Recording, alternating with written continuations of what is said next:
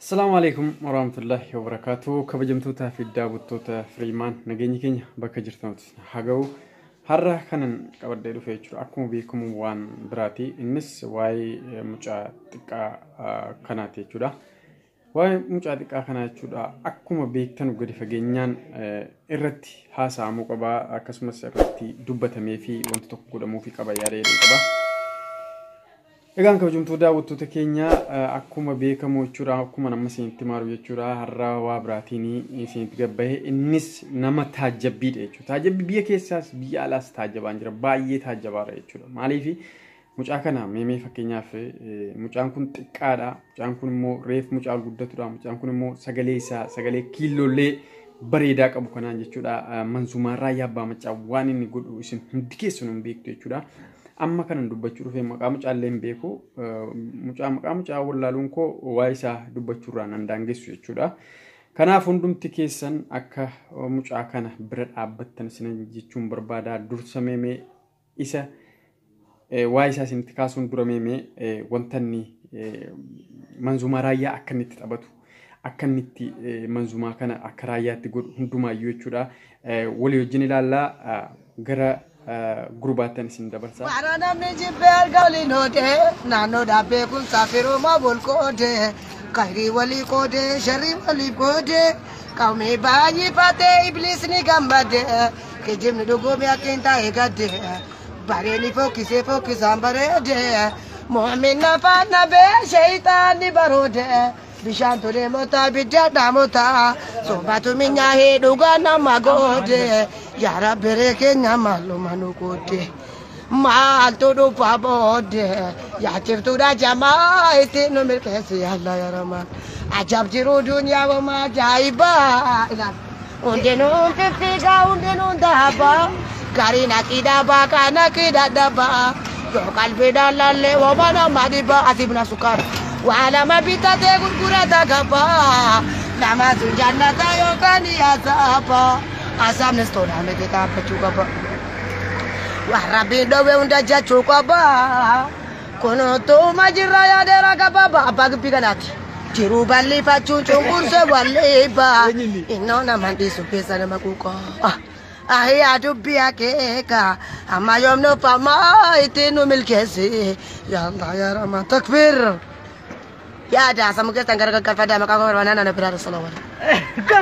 egaan kabajamtoota daawwattoota keenya walitti deebineerraa hundumaa dhageessaniitu tokkommoo fuulduratti isiniifan ka'aa wanta akkaataan itti bareechee jechuudha manzumaa Raayyaa kan jechuudha sagalee bareedaa kanaan jechuudha akka inni itti Raayyaan fakkeesse jechuudha waan inni godhu hundumaayyuu fuuldura isaaniitti tokkollee isiniifan ka'aa isa dhaggeeffattanii kaatan kan meemee wal bira qabaatii mucaan kun fuulduratti maal akka ta'u isinumti mataan keessan tilmaamaa jechuu barbaadetanii isatti galuun dura akkaataa itti mucaa kana jabeessuu danda'a. Mucaa kana jechuun mucaa hiyyeessaati. Mucaa haadha hiyyeessaa yookaan abbaa hiyyeessaa irraa dhalataa mucaa waa tokko hin qabnedha. Garuu sagalee isaa kanatti jechuudha namoonni magaalaa keessa deemanii namoonni barandaa shaayatti namoonni barandaa caatiitti namoonni bakkee walakkaatti mucaa kana qabanii jechuudha sagalee bareedaa kanaan jechuudha bu'aarfamaa dabarfatu. Sagalee kanaan bu'aarsuun isaa manzumaa kanaan bu'aarsuun isaa waa tokko nama hangubu bareedaadha. Garuu mucaa kanaan namni wanta tokko godhaaru jira hin jiru. Namoonni biyya keessaas akka kanaan ijaan ilaaltan jechuudha. Mucaan kun osoo ol guddatee maal akka ta'u amma fakkeenyaaf Raayyaa abbaa macaa akkuma beekamu manzumaadhaan jechuudha yeroo hundumaa jechuudha yeroo soomanaa jechuudha manzumaa haarayaa fidee nu bu'aarsee akka nu gammannu akka nu hashaqnu yeroo hundumaa waggaatti nu fuudhuudhaan nama ummanni Oromoo qabu nama musliimni guutuun qabdu nama Itoophiyaan guutuun qabdu nama guutuun Oromoo qabu jechuun ni danda'ama. Maaliif Raayyaa jechuun sabaaf sablammii birattis nama baay'ee jaallatamaadha. Uummata Oromoo birattis immoo daran baay'ee jaallatamaadha. Nama manzumaa qofaa miti qabsoo Oromoo irrattis cimee jechuudha bakka kana ga'eedha. Yeroo ammaa kanatti immoo Raayyaan ni dulloomaadha. Dhugaan isinitti immoo ni dulloomaadha. Isa kan bakka bu'u jiraachuu qaba. kan immoo isa bakka bu'u kan jalaa ol ba'e biqillee yeroo ammaa kana immoo mucaa kanadha. Mucaa kana immoo nama meeqatu akka inni ol guddatuuf akka inni wanta kanarratti cimuuf jajjabeessaara. Hin jiru.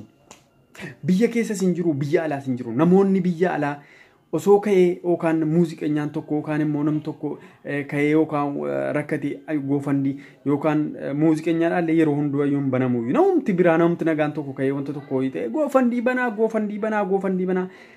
Biyya ollaatii biyya biraa baasuudhaaf nama biyya ollaatii biyya biraatti ofitti fuuchuudhaaf jechuudha. Biyya diyaasporaa biyya gurguddatanitti fuuchuudhaaf goofandii banamaa ture. Hunda baasaan bee goofandiin banamee namni guuramaa ture. Namoota biyya keessatti wanta kana hojjetan namoota xiqqaa namoota hiyyeessa ta'aniif maaf hin banamne. Namoota hiyyeessa ta'an ijoollee hiyyeessa ol guddatoo artii kanarratti cimoo ta'an warra kana lafaa ol ka'u maaf hin banamne. Kun gaaffiidha. Warri biyya keessaas maaf hin gargaarre maaf bira dhaabbanne bakka wanti kun itti guddachuu danda'u bakka wanti kun itti haasa'amuu danda'u bakka namni kun gargaaramuu danda'u maaf fuudhanii hin dhagne warri keessa beekanu. Kun gaaffiidha. Warroonni biyya alaa immoo akkuma azmaarota kaaniif jechuudha goofandii jettanii mataadhaa gad hamma miilaatti bantanii birrii doolaara miiliyoona meeqa doolaara 100,000 meeqa doolaara 50,000 100,000 500,000 miiliyoona tokko guuraa baatan jechuudha. Maaf warroota akkanaatiin goone? Kun gaaffiidha. Warroota biyya alaas warroota biyya keessaa warroota biyya alaas ni laallata. Maaliif warri biyya keessaa bakka wanti kun itti guddatu bakka mucaan kun gargaaramuu danda'u fuudhanii dhaqaa hin jiran. Maaf tokko hin qabdanu taanaan yaadaan gargaaru yaadaan bira dhaabbachuu mucaan kanaan jabaadhu ati bakka guddaa geessaa. Ati bakka guddaa geessaa jabaadhu. Ati nama boriiti jabaadhu. Ati bakka raayyaa nuu buutaa jabaadhu. Maaf hin jedhamne. Manzuumaa isaa kana haara lafaa kaasee tokko kaasee jechuudha hamma 32 ammaatti jechuudha. Osoo inni ka'ee irra deebi'ee hin baase jedhee raayyaan didaa hin didu. Raayyaan eenyuun hin beeka jechuudha. Manzuumaa raayyaatiin nama meeqaatamatu muuziqaa hojjetaara. Muuziqaa nama meeqaatamatu hojjetaara. Manzuumaa raayyaa walaloo bakka hundatti hiikatamuu danda'udha. Walaloo bakka hundatti qabsoo keessa geessi hiikatamuu danda'a. Gara rabbii geessi hiikatamuu danda'a. Gara gorsaa geessi hiikatamuu danda'a. Bakka meeqatti sagalee hiikamuu danda'udha.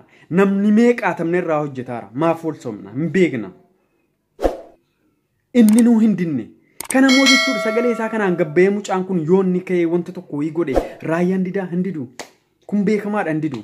Maaliif immoo isin warri biyya keessaa mucaa kana qabdanii bakka mucaan kun itti gargaaramuu danda'u bakka mucaan kun itti guddachuu danda'u hin geessine?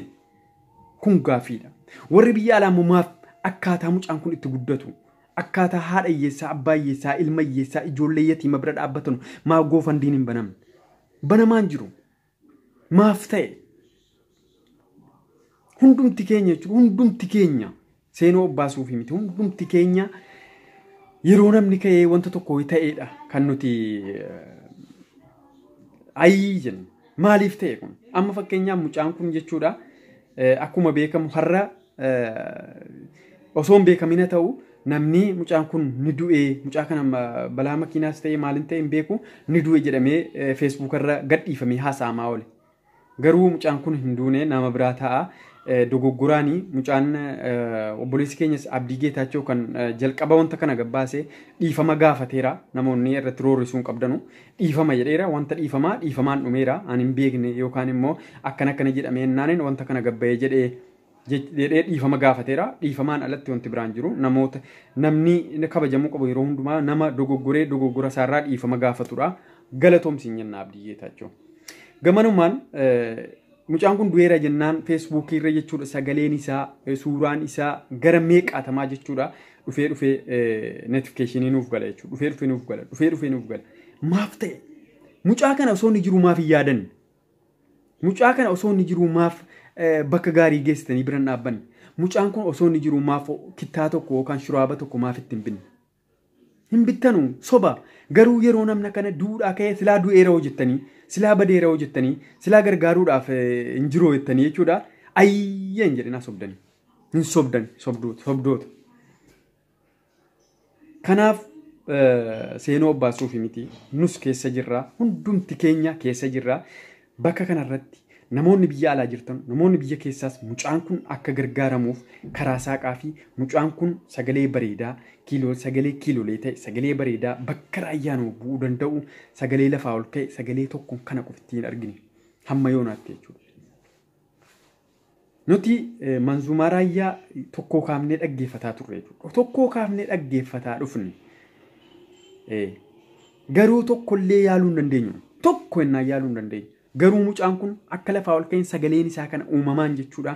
Kan kennameef sagalee bareedaa kanaan jechuudha. Manzumaa Raayyaa waan inni itti godhu kunu kana viidiyoo kana ilaalaa. Viidiyoo kana ilaalaa. Maqaa Rabbi jabaa deenee dhuma islaamaa beekumsaan jalqabaa. Amantii beekumsaan gad dhaabbatee jabaa namni seenaa maqsee cita Rabbii qabaa. Hadiisa Rasuulaa kan sanada jabaa. Amantii beekumsaan gad dhaabbatee jabaa namni seenaa maqsee cita Rabbii qabaa. Hadiisa Rasuulaa kan sanada jabaa jedhee deddeebi'e. Amantii beekumsaa ifaan namni qabaan kolleejjii jaalamatti jedhama. Takka namni qabaan achi ilaalan ani mognu aseena gadamaan jedhe. Natamannaani akka bisalama kana caalaan deemu asitti dhaabbatu wantaan obbo. Akkuma ilaaltaniin kunoo walitti deebineera kabajamtoota daawwattoota keenyaa kan isiniif dabarsaa jiru kun sabaan boonfirisaa yookaan firiimaan jedhamee yuutuubii beekamudha. Namoonni yuutuubii koo kanaaf haaraya taatan yuutuubii koo kanaa sabskiraayib gochuun na bira dhaabbadhaa. Garuu isii kana laayikii indagatina laayikiin baay'ee barbaachistuudha. Laayikiin nama jajjabeestii laayikiin achittis fudhatama akka qabu gooti. Kanaaf isii kana indagatina hiriyoota keessaniif sheer gochuu akka hindaganne isiniin jechuu barbaada. Mucaa kana hadiraa wal bira dhaabbannee hundumti keenya akka mucaa kana bakka guddaadhaan geenyu isa jedhuun qaba. Hundumti keessan guutuu addunyaarra jirtan jettu guutuu addunyaarra jirtan akka mucaa kana biran dhaabbattan. Mucaa kanaaf goofandiin banamuu qaba. Namoonni Awustiraaliyaa jirtan, namoonni Ameerikaa jirtan, namoonni Ingilizii, Itaalii, Noorweey jirtan hundumti keessan jechuudha. Bakka feetan jiraadhaa garuu goofandiin niin banamee jechuudha. Mucaa kanaa akka mucaan kun gargaaramu gochuufi qabna. Biyya keessattis immoo namoonni gargaaruu barbaadan karaa adda addaa ni gaafannaa. Akka mijaa'uuf jechuudha sagalee ni taana sagalee kana warri dhaggeeffatu yoo jiraattan sagalee kana dhaggeeffadhaati akka karaan wanti hundi ittiin mijaa'ee fi jechuudha akka mijaa'ee fi wanta kana gochuu dandeenyu isiniin jedha. Kanaaf hundumti keessan meemee warri sagalee kana dhaggeeffataa jiraattan warri biyya keessaa akka wanti kun mijaa'uuf waa hundaayyuu banaa fi biyya alaattis iyyaa sagalee kana warri biyya alaas dhaggeeffachuu qaba warri biyya keessaa dhaggeeffachuu qaba warri as na bira jirtan dhaggeeffachuu qabdanii hundumti keessan mucaa kana bira dhaabbannuu. Kabajamtoota daawwattoota keenyaa kun chaanaalii firiimaanidha. Firiimaan yeroo hundumaa jechuudha wantoota qabatamoo irratti isiniif qabatee dhiyaata. Suuraan mucaaf kunoo kanuma argaa jirtan kana galatoomaa horaa bulaan isiniin jedha isiniin jaalladha.